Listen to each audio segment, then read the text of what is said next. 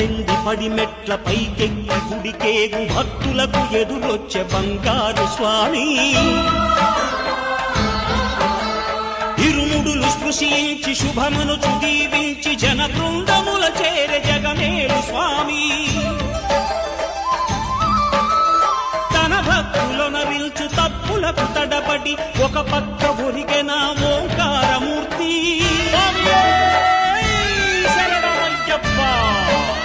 స్వాములందరూ తనకు సాయము కాగా ధీమంతుడై లేచే ఆ కన్య స్వామి